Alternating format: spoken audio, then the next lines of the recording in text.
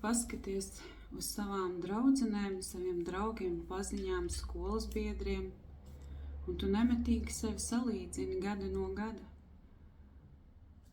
Tas jau ir izmācījies pārstu, tas ir izdarījis to, kur ir biznesmens, kur atvērs savu veikaliņu, kur vispār ceļo un ārzemēs dzīvo.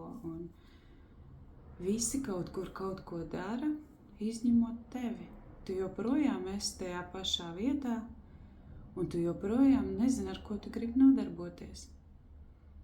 Tu ej uz to pašu darbiņu, nāc mājās, tev ir vīrs un bērni, tu rūpējies par savu ģimeni, un tev liekas, bet es jau esmu, es jau daru, es jau piepildu savu dzīvi.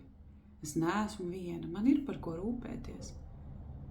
Bet vienmēr ir iekšā tās ilgas, kas tevī saka to, ka nevar būt, kad es tāpat esmu piedzimuši šai zemē.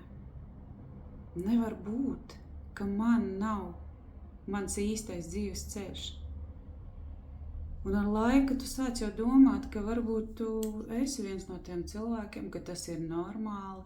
Tu vēl paklausies kādus cilvēku ieteikumus, arī podkastus, kur tevi mierina un saka, jā, nevienam jau nav obligāti visiem par kaut ko jākļūst, jābūt. Tā vienkārši var gadīties, kad tu vienkārši esi, un tev par to nav jājūtas slikti. Tad kāpēc tu jūties par to slikti īstenībā? Ja jau nav jājūtas slikti, kāpēc tu neesi laimīgi ar to, kas tev ir?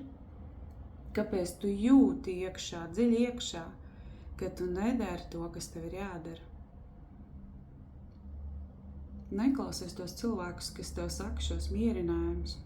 Tie ir vai nu tiešām klāji meli, vai arī kaut kādā veidā šie cilvēki vēlas tev kaut ko savu pārdot. Klausi to, kas tev iekšā to saka. Klausi tai savai intuīcijai. Viņa pareizi arī saka. Ir vienkārši saliktas programmas un ļoti, ļoti daudz citu cilvēku vajadzības pa priekšu tavējām. Tās viss var noņemt nost.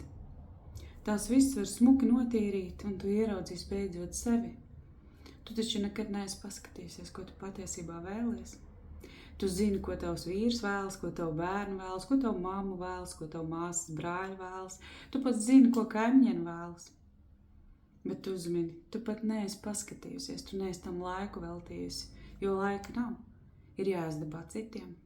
Tev ir jābūt labai sievai, labai mammai, tev ir jābūt labai darbā. No bērnības jau tu esi iemācījusies būt laba, lai tevi atzīst, lai tevi mīl. To visu var mainīt. Nāc pie manis uz bezmaksas konsultāciju, es tev parādīšu, kā es strādāju. Un tad tu varēsi izlemt, vai tev tas der, vai tu gribēsi joprojām gaidīt pastardienu, kad nu beidzot pienāk šī sajūta un tu zināsi, ko tu dzīvē vēlies un par ko tu vēlies kļūt. Izvēle ir tikai un vienīgi tavās rokās.